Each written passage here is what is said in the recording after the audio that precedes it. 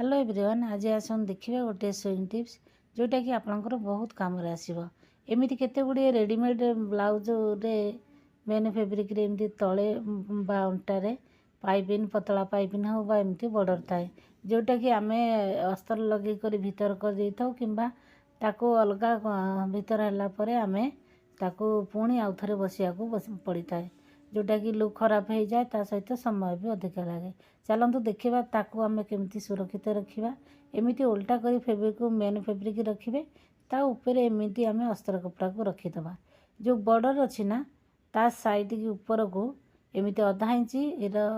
रखिक आम एठी अधा इंची रखिक आम सिलाई करवा आ देखो बॉर्डर साइड साइड रे सिलाई करवा सिलाई कलापर ताकू एमती पाल्टी करदबा चारिपटे एमती अस्तर आ मेन कपड़ा रखिक एमती पैक करनवा पैक कर नेला परे एबे जो एक्स्ट्रा कपड़ा थिबो ना आम साइड रे ताकू कटिंग करदबा कटिंग करी बाहर करला परे